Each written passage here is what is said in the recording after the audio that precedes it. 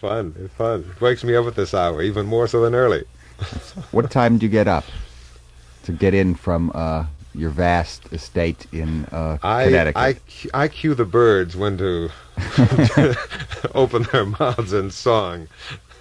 It must be at least 3, right, in the morning that you have to start, something like that? A little later, but that's good. And this is your last hour of your shift, so you must be a little tired. And No, this is the shift that the portion that really gets you going, because you're doing it live. There's nothing in front of us written, and I've been enjoying the entire week. Good. That's what's fun about this program for me, because it's just, it happens. Although there's, as long as I know what the subject we're doing, if I can remember that in the morning, I'm fine. And that's all I have to know. I'd say Liszt is a hard one to forget. Yeah. Anyway, we started or finished the Paganini Etudes, didn't we? No, we didn't. We didn't hear the piano version of the 24th Caprice, yes, which is the last of the 6 Paganini Etudes. And we did hear the violin Caprice. We'll hear it again, but first let's get to André Watts, who plays Liszt's transcription of the 24th Caprice.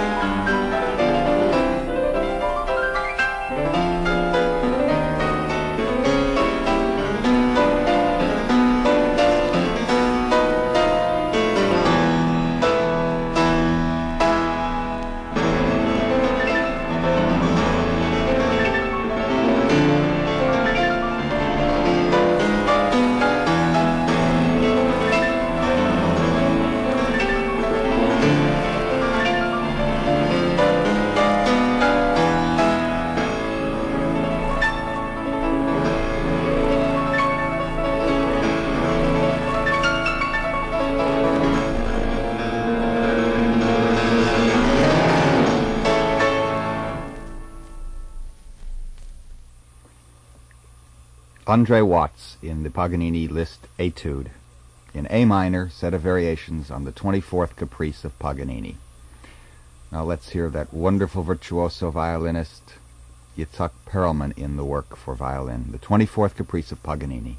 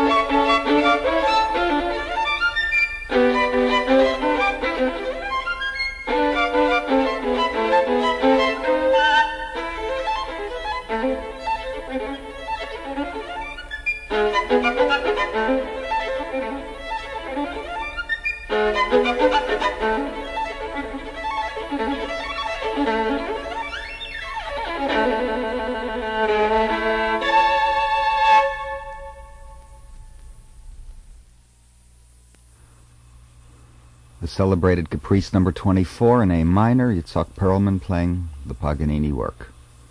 And now let's hear Liszt's transcription and the pianist is Agustin Anievas.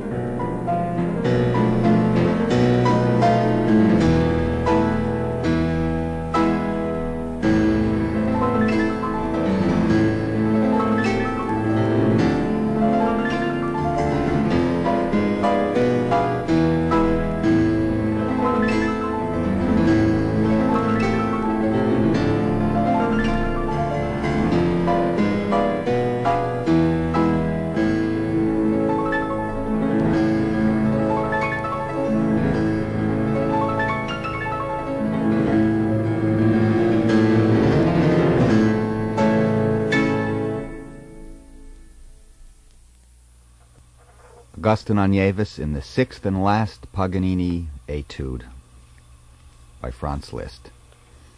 Jim? Just a personal notation on it. As we were saying, I like the piano variations better. The violins are excellent, they're brilliant, but there's something that comes over more to me from the piano.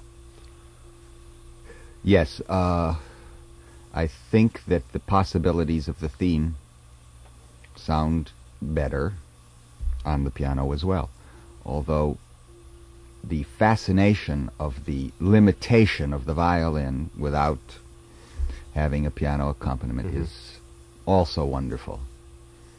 And it's very interesting to hear what Paganini can do. After all, Liszt said, "My God, if he can do this with four strings, what can I do on the piano?" And he learned how. Yeah.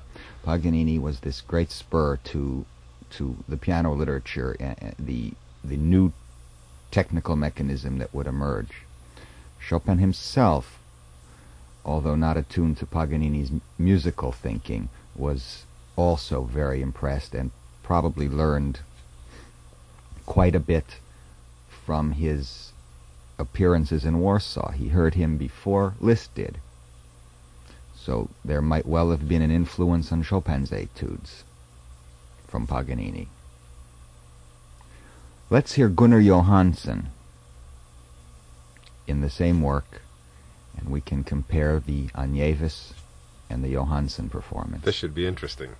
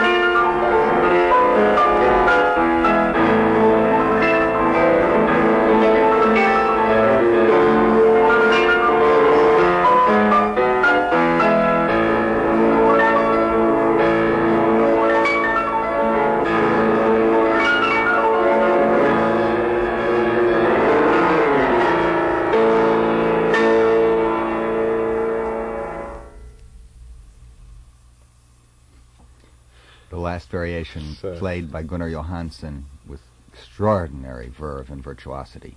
A lot of power there, and everything is crystal clear. But I liked Anievas' version better. I frankly did too. And the recorded sound here is not of the finest. However, this, as we have heard, Johansen's performance is quite a pianist, isn't it? Gosh, yes. Yeah. I'm glad that we have received these albums to play. Well, we'll return shortly. We have concluded the 6 Paganini Liszt Etudes, and we'll move on to another set, only 2 in number, Waldesrauschen and Dance of the Gnomes.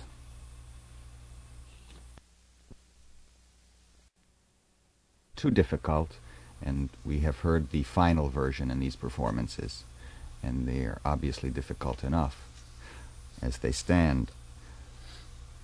The Etudes, 2 concert studies, they're called. Waldesrauschen, Forest Murmurs, or in the Forest, and Dance of the Gnomes, composed around 1862. And the study Waldesrauschen is,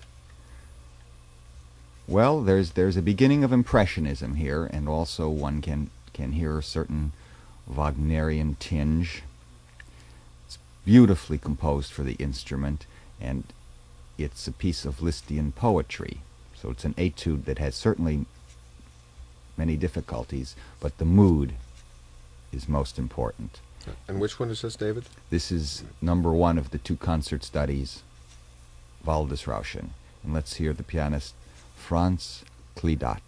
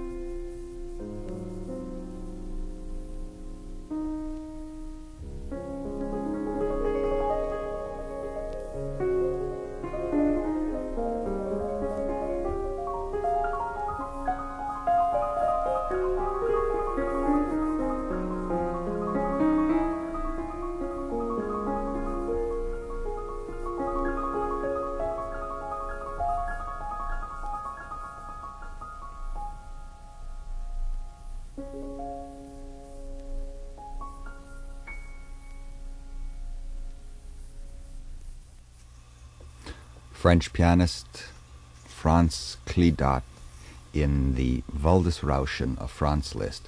And Jim, did you hear that here we have the seeds of Impressionism? The opening of the work is prophetic of Undine by Ravel. As these programs proceed, I hope that these recordings will give the impression that I have always received that Liszt stylistically is a composer that cannot be pinpointed. He has many, many styles, and as I've said, he's an experimenter, and probably one of the most interesting composers of the 19th century in that sense.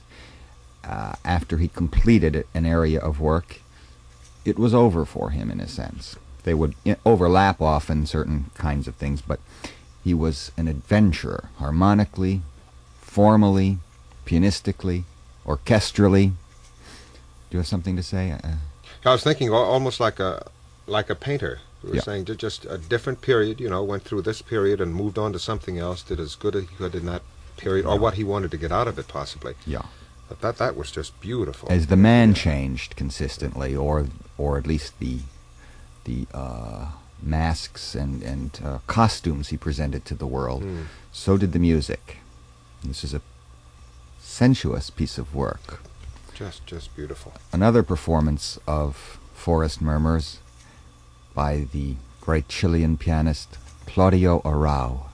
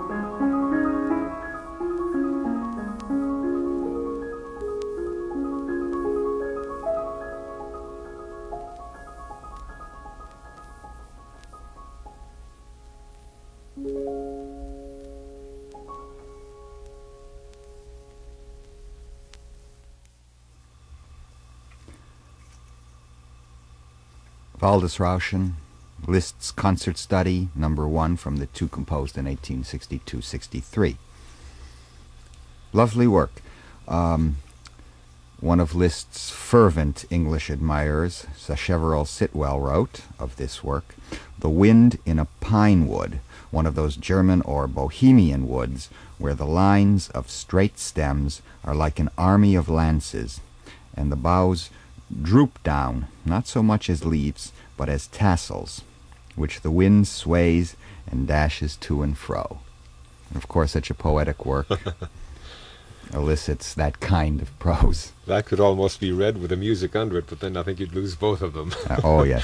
That is just beautiful. I think, as you said, being impressionistic at that time, what, 1860, was that it? Yeah. Mm-hmm. It's so modern, it's so different, it's so expressive. It's just absolutely beautiful. It's something unexpected, especially after hearing the pyrotechniques of the etudes. Yes. Let's have another performance which just came in yesterday. I haven't heard it, so I'm looking forward to it. It's a recording made in Europe. The pianist is Janos Solyom. Let's hear how he does.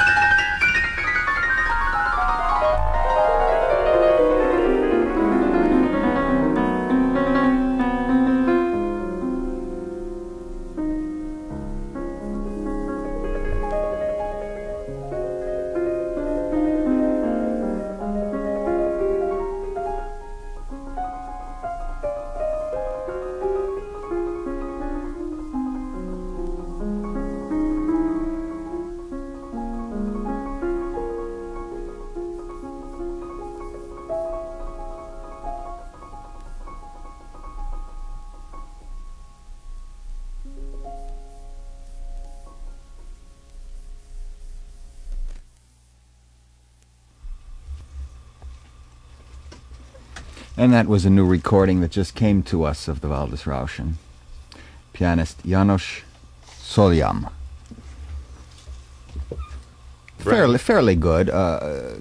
Technically a little weak in the beginning on some unevennesses in the right hand, but perhaps a little stiff, but he got into the piece.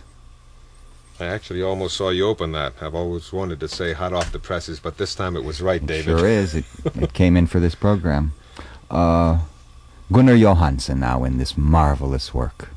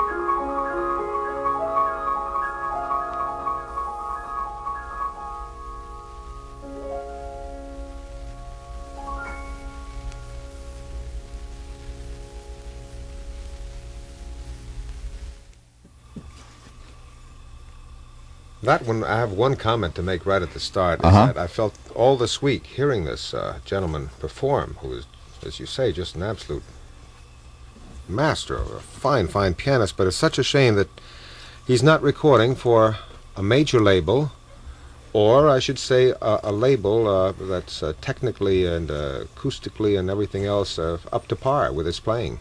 You said it perfectly. Yeah, I agree with you all the way.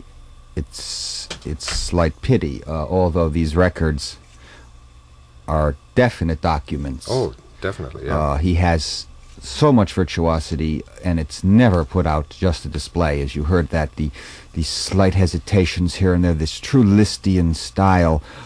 He has reserve power. I feel as you do about the recorded sound, and perhaps a label, as you say, of technical quality will grab him up. He sure should be on a label. But again, he has recorded for himself, obviously, for a great labor of love, all of the works of Bach, Busoni. We're speaking of Gunnar Johansen, who just played Waldesrauschen. Busoni, it seems, was a very big part of his life. I do have a little note here. Gunnar Johansen lives in Blue Mounds, Wisconsin, where he is artist in residence at the University of Wisconsin. He was the first artist in residence in the United States in 1939. He was a member of the Busoni Circle and played the world premiere of Busoni's Chopin Variations. Mr. Johansen's teachers were Egon Petri, Frederick Lamond. Lamond was a Liszt student, by the way, and Edwin Fischer. He played the United States premiere of Rachmaninoff's Fourth Piano Concerto, even before Rachmaninoff himself played it here. And it's quite a list of credits. Well, you know, I don't think anybody has ever recorded all of Liszt's piano music, and on something like 25 labels, he has done it. The label is called Artist Direct, Blue Mounds, Wisconsin. Yes, Wisconsin. Yeah. Mm-hmm. Oh, it's wonderful to have them, and I think it's great that he's been doing this work. It's probably something that has needed to be done, and maybe a major label would not have had the audacity. Probably he's a very secure man who loves to play the piano and has decided, I'm going to set myself this fantastic goal of all Bach, all Liszt, and so forth. Perhaps he's doing all Scriabin now. Who knows? Or all Busoni. Well, he's done all Busoni, right? So he's probably doing it for the right reasons. He loves doing it. Love, yes. Love. That's the right reason. Well, we have several minutes. Let's try to get in the second etude, where Liszt has turned Mendelssohn diabolically around. It's now part of the world of the Midsummer Night's Dream, and however, with Liszt's kind of irony, Dance of the Gnomes.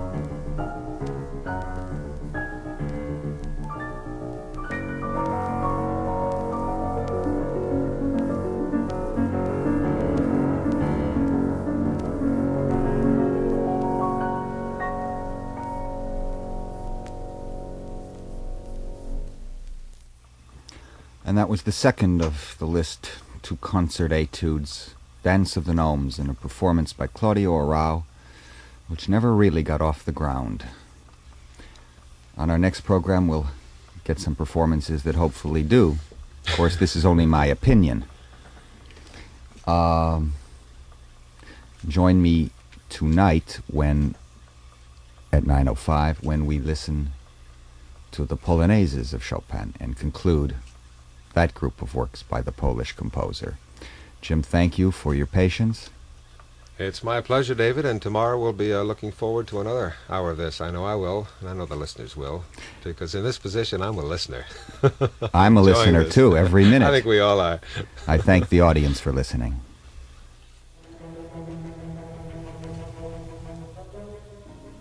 You've been listening